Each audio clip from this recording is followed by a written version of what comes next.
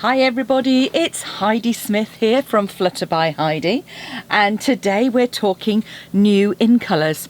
So this project I'm going to do today is really to showcase these gorgeous new colours that have just come out, and some of the paper that goes with those, and a couple of other items as well. So here are the new colours. So this is Bumblebee, Just Jade, Cinnamon Cider, Misty Moonlight and Magenta Madness. So really lovely bright pink, but some of the sort of more subtle colours as well. And one of the packs of paper we have is this Flowers for Every Season, which comes in 6x6 and 48 sheets, 4 sheets each of 12 patterns. And these are the patterns. On one side you've got some quite bold floral designs, and then with some in colour patterns on the reverse. So sort of lovely daisies and cinnamon cider. There's our Bumblebee with a sort of a slightly more muted pattern on the back. And as I say, the reverse of these are lovely kind of generic patterns as well. There's a big floral image there with this smaller pattern on the back, so sort of say bright on one side and more sort of almost monochromatic on the reverse. I love this pattern here. I think it's lovely, with some really fun vibrant stripes, lovely flowers, almost gladioli-ish, but they're not, but and say bright flowers on the reverse, sort of tulip design, Just Jade. I love this pattern with the Misty Moonlight stuff shades, and almost a Christmassy kind of ferns. Poinsettias, so another bit of Christmas, and Cinnamon Cider, and another sort of blue and white roses, kind of again Christmassy, sort of almost hellebore type flowers there, and some Just Jade. So those are the papers which go with the in colours. So they're a great way if you're getting the in colours and you want some paper to go with them. That one will certainly tick the box on that. And then this is a new bundle. So this is the Lovely You stamp set with some pretty floral images and lovely hand scripty fonts, with the lovely labels Pick a Punch. And this makes banners for you in 3 different sizes on both. So actually you get 6 different widths of banners with channels to line them up. So they go from, the widest one is 1 inch, so 3/4 and 1/2 inch on the bottom there. Slide them in, line them up, and you're away. So I guess you want to see what we've got to go with that. Well, one of the things is some ribbon I'm going to be using on the project here. So this is our little project, and this is a little gift box that holds it's a 3D shadow box to hold a lip butter. One of my friends, her daughter is suffering with, she's on some medication that's drying her out, so I thought something sort of little lip butter might do the trick. You'll see here this lovely ribbon. It's a 1/4 inch wide, and it's lovely. It comes in each of the in colours. I've only got the Magenta Madness and Bumblebee at the moment, because I thought those are really good starters. Yellow, if you're doing anything floral, yellow is always good. And Magenta Madness just because it's a really hot pink and I hadn't got anything. And then these little enamel dots are, again, come in each of the in colours. So I've used the punches here on the end and another just little hole punch, and then I've layered those punches up on top there to create our banner. Let's get started then. So to start off with, I'm going this next one I'm going to use the Bumblebee, and you need a piece of cardstock that's 20.5 by 20.5. I have only worked in centimetres for this project. If I get a chance and can work it out in inches, I will. It'll probably involve 16ths, I'll just warn you now. So I'm going to score on each side at 1 centimetre and 2.3 centimetres. I'm going to do that on all 4 sides. So this is just the easiest way to do it, because I'm scoring this on the right hand side, so I can butt my card up really nicely all the way. So last side on this side, 1 and 2.3, and then on this left hand side we're going to score at 4.3 and 5.6.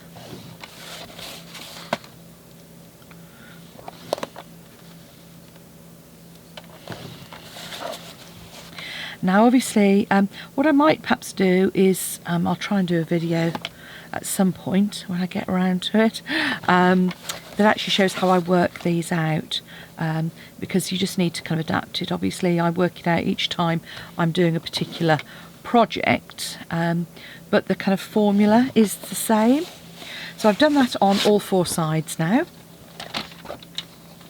and then we're going to bring our scissors in and do some cutting. So oh no, last bit of scoring. I knew. Right, top and bottom, so choose which one's your top and bottom. It doesn't matter because it's a square piece of card, and you're just going to score at the top, from the top to the second score line at 7.6, and the same from the bottom up to the second score line at 7.6, and then move it to 12.9, and the same again, so those bottom ones and the top ones. Okay, so where we've just scored, it's probably easiest to, so we're going to cut straight down to that score line.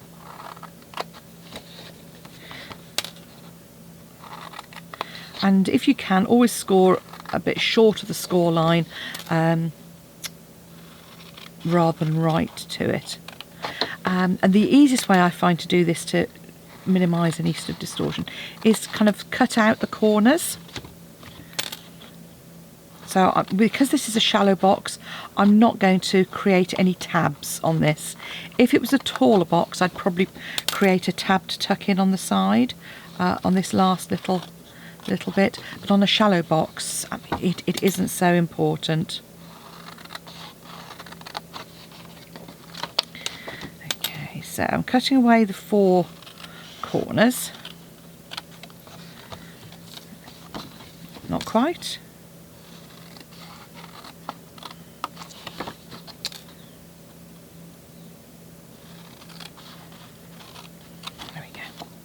And then where we've cut down to that score line, just cut diagonally across that section only.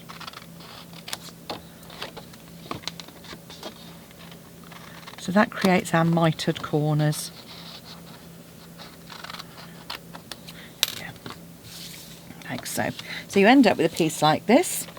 Now, reinforce those score lines.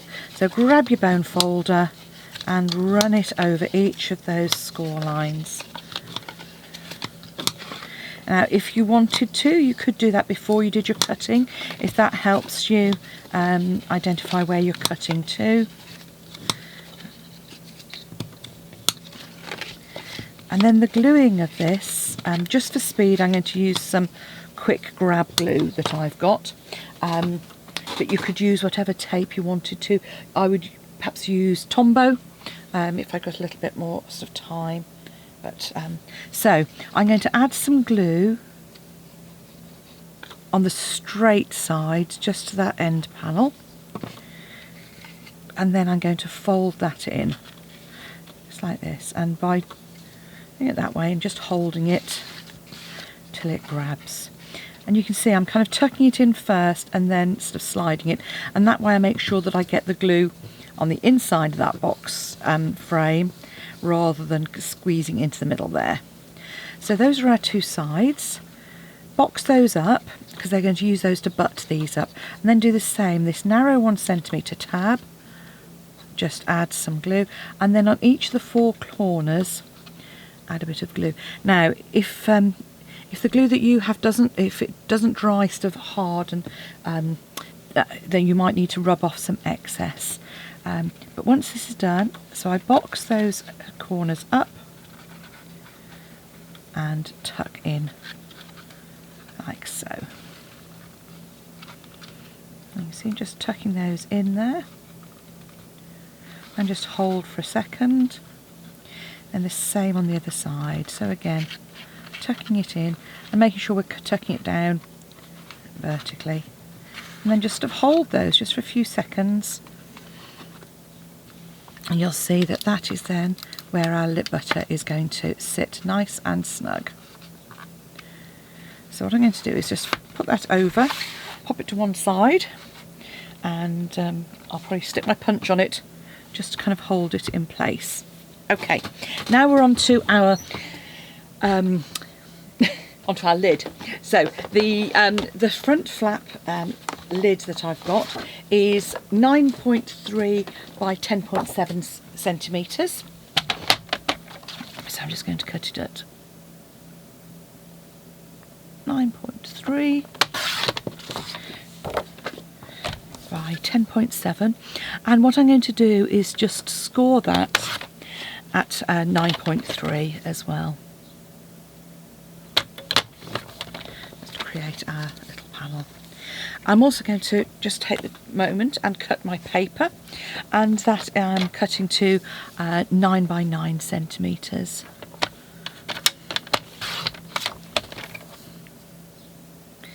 You'll also need to cut a strip of cardstock at 2.5 centimetres and a strip of Whisper White at 2 centimetres. I'll tell you what we're going to trim those to in a moment. So while we're waiting for that to dry, I'm just going to add some chaos. I'm going to add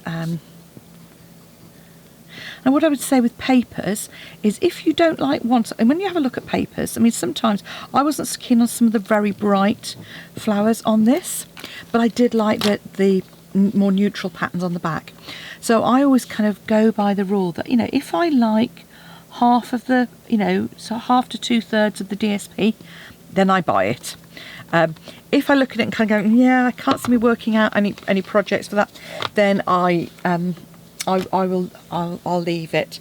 And I buy for different purposes. So sometimes I buy with card making in mind, and other times it's with scrapbooking or, you know, so 3D projects. So again, have a think about what it is that you might like to make, and I would always say just make sure you get something that coordinates with it. The beauty of Stampin' Up is the coordination. There we go, and that just fits on the front there, because there is nothing worse than having something that just doesn't go together. I've done that so many times where I bought DSP before I found Stampin' Up, and it was like, yeah, the DSP is great, I haven't got any card that goes with it, and I'd end up buying 3 or 4 different types of card, and none of it ever went. So that's just a sort of a way to make your money go further by not wasting it on other things. So now we're going to create our tabs to go around, and our little wrap as well.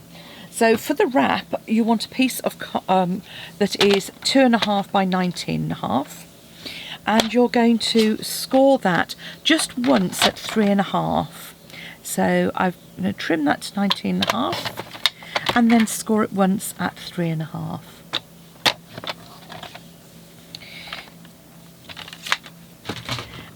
And this then is going to go into our punch, and as you can see, 2.5, it just fits in. Turn it over, open it up first, turn it over and just double check that it's lining up okay, and punch. And then to get the rest of the score lines, I just wrap around my cardstock like so, and then pop it back in on the other end. You could do this first actually, to create our little wrap. So make sure that we're nicely wrapped. Now if you were bothered and you kind of went, oh actually that's a little bit longer than the other one, then you could always feed that back in and just nibble a little bit off the end.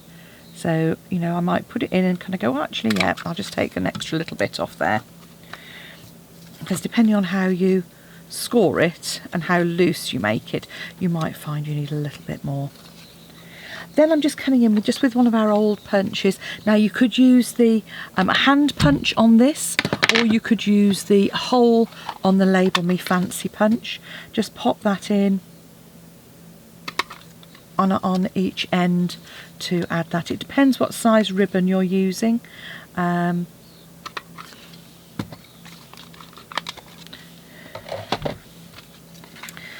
that will just wrap. Take our ribbon, and if it's a little bit narrow, then what I would suggest is that you just use your pokey tool. You take your pick tool to help feed it through, but if you cut it at an angle you can usually pull it through as well. So if I cut that again at an angle and just feed that through,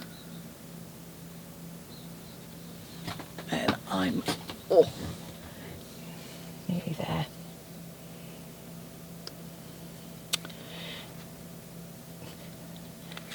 Okay, just make sure it's flat in between your two pieces.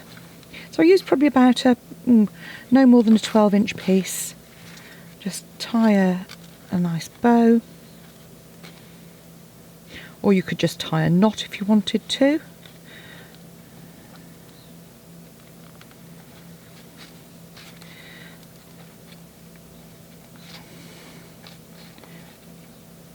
There we go, pull that closed, and again just snip those ribbons off now.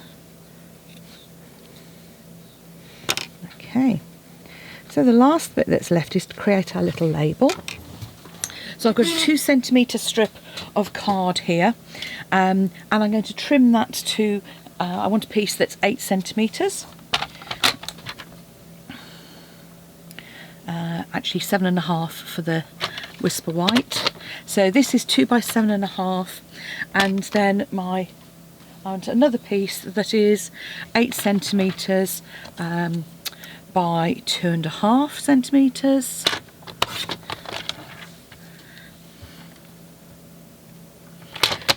And then you can use the punches to layer up as you want. So I'm going to do my stamping. I haven't got Just Jade ink, but I have got Pretty Peacock. So I'm going to stamp our smile in here. I'm going to add my little flourishes at the end. In fact, I'm going to start again.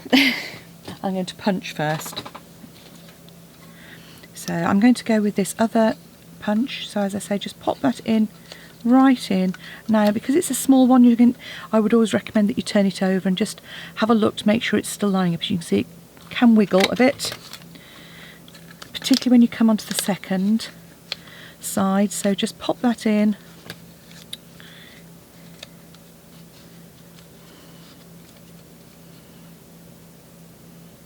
There we go, and punch. There we go, that's better. Now I can do my smile and get it in the middle.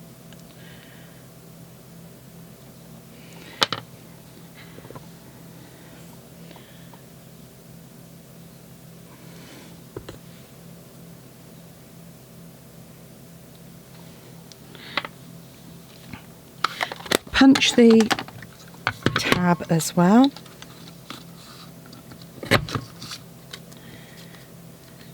And again, just feed that in.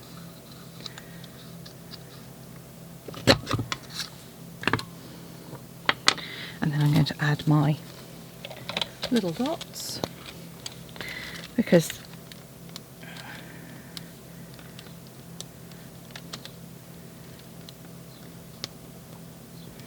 just so well. Okay, there we go. Just a nice Just Jade on the end there. Pop that up on your banner, just centering that top and bottom and in the middle. Add a couple of dimensionals to the reverse. I just happen to have mini dimensionals here. And there we have our box ready to go. So if you'd like to get some of these lovely in colour projects going, pop along to my blog, follow the links. I'd love to have you as a customer. And pop along to my blog anyway. There's lots more projects on there as well that'll inspire you, but this is the 2020 in colours. So thanks for watching. Come back soon, and hope you have a good day. Bye bye.